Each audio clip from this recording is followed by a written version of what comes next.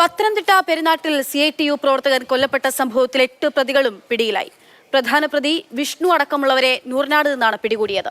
കഴിഞ്ഞ രാത്രിയാണ് വൻപാറ സ്വദേശി ജിതിൻ ഷാജി വെട്ടേറ്റ് മരിച്ചത്. മടത്തുമൂടി സാഫല്യ സൂപ്പർ മാർക്കറ്റിന് മുൻവശത്ത് രാത്രി 10:30 അക്രമം. വെട്ടേറ്റ ജിതിൻ എതിർദിശയിലേക്ക് ഓടി. പ്രാണരക്ഷാർത്ഥം സ്ഥലത്തുനിന്നും നീങ്ങാനുള്ള ശ്രമത്തിനിടെ പടിക്കെട്ടിൽ രക്തം വാർന്ന നിലയിൽ പിന്നീട് പോലീസാണ് ജിതിനെ കണ്ടെത്തുന്നത്.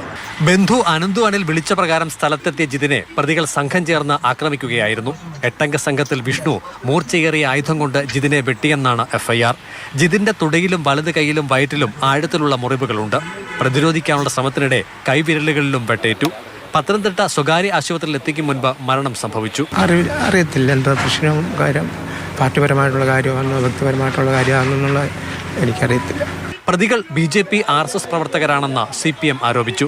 പത്തനംതിട്ടയിലെ പ്രമുഖരായ BJP പ്രവർത്തകർ ഉൾപ്പെടെ നിരവധിയായ ആളുകൾ CPIമ്മിലേക്ക് വന്നുകൊണ്ടിരിക്കുകയാണ്, നൂറുകണക്കിന് ആളുകൾ. അതിന് തടയിടാൻ അവർ കണ്ടെത്തിയ മാർഗമാണ് യഥാർത്ഥത്തിൽ കൊലപാതക രാഷ്ട്രീയം.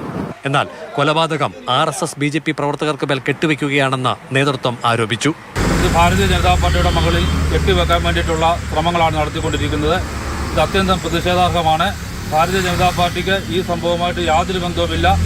FIRൽ പോലീസ് രാഷ്ട്രീയ ബന്ധം പറയുന്നില്ല.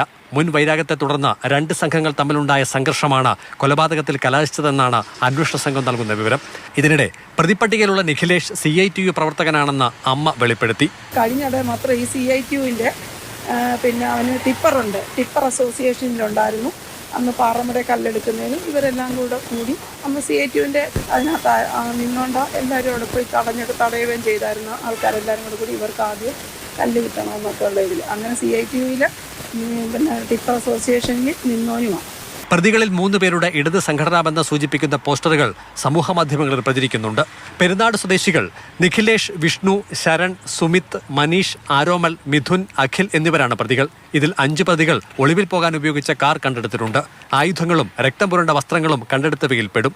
കൊല്ലപ്പെട്ട ജിതിനും പ്രതിപ്പട്ടികയിലുള്ളവരും തമ്മിൽ മുൻപ് സുഹൃത്തുക്കളായിരുന്നു. സാഫല്യ സൂപ്പർ മാർക്കറ്റിലെ CCTV ക്യാമറയിൽ സംഭവങ്ങളുടെ ദൃശ്യങ്ങൾ ലഭ്യമായിട്ടുണ്ട്. ഇത് പോലീസ് വിശദമായി പരിശോധിച്ചു വരികയാണ്.